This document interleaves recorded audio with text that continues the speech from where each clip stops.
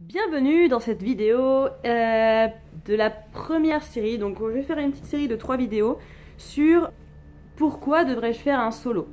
Alors la première réponse, alors il y en a bien sûr des tas. Moi je vais vous dire en gros les trois raisons qui me semblent les plus importantes. Donc, tout ça bien sûr sachant que je parle pour n'importe quel niveau. Donc pour moi la première raison ce serait tout simplement de comme je disais dans l'ancienne vidéo, ne pas oublier votre but personnel. Ne pas vous oublier vous en tant que personnalité propre.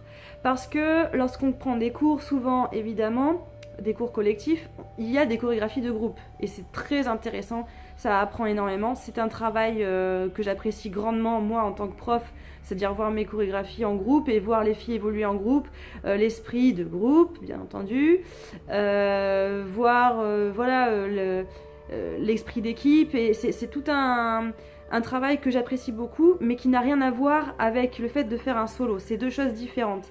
Parce que lorsque vous êtes en solo, bien évidemment, vous allez être seul. C'est le but du solo. Donc, du coup, vous allez être seul, et seul face aux gens, donc à la rencontre des gens, seul pour partager qui vous êtes aux personnes, aux gens. Et donc du coup, pourquoi faudrait-il faire ça? Vous allez me dire, tout simplement parce que ça va vous permettre d'avoir un espace plus libre pour pouvoir vous exprimer. Attention, vous pouvez très bien vous exprimer sur une chorégraphie qui n'est pas la vôtre, parce que peut-être vous n'avez pas forcément l'expérience pour créer tout de suite, peut-être que c'est pas trop votre dada pour l'instant, peut-être tout simplement que vous n'êtes pas à l'aise pour créer encore, donc tout ça, ça n'est pas un frein. Vous pouvez très bien prendre une chorégraphie de stage d'un de vos profs, ou demander bien sûr à votre professeur régulier si vous pouvez effectivement tester une de ces chorés en solo. Mais ce que je veux dire, c'est que vous allez pouvoir être beaucoup plus libre. Parce que justement vous allez vous mettre vous-même à l'intérieur de cette chorégraphie, et c'est le but en fait. Voilà, c'est pourquoi faire un solo, c'est vraiment le but de pouvoir se reconnecter à pourquoi vous dansez et qui vous êtes. Qui vous êtes en tant que danseur, en tant qu'être humain à part entière. Quelle est votre personnalité? Alors vous voyez, vous allez avoir une chorégraphie par exemple, vous avez appris en stage machin. Imaginons la personne va vous dire vous allez placer vos bras comme ça, puis après vous allez faire ça avec la tête. Par exemple, vous allez peut-être pas forcément le sentir exactement comme ça. Vous allez vous dire, moi, je vais faire ça, mais c'est-à-dire que sur la musique, ce que ça me procure, je verrai plus le truc genre comme ça, et au lieu de mettre les bras, les deux en haut et la tête à droite, je vais laisser un bras, je vais faire ça, et ça. Voilà, ça me ressemble plus, etc. etc., etc. Ça ne veut pas forcément dire changer toute la choré si vous le sentez pas, mais en gros, vous laissez un côté libre. Laissez libre cours à vos envies, à ce que vous sentez.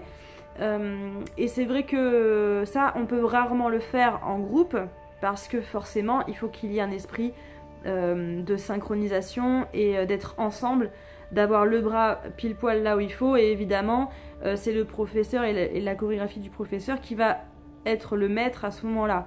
Donc, c'est pas du tout le même travail, donc du coup, vous allez pas forcément mettre votre personnalité, et donc du coup le fait de faire des solos, donc en scène ouverte, dans des concours, ou tout simplement chez vous, pour vos amis, pour un mariage dans votre famille, ou j'en sais rien, ça va vous permettre de vraiment vous laisser un peu libre dans votre danse, pas fermé, etc.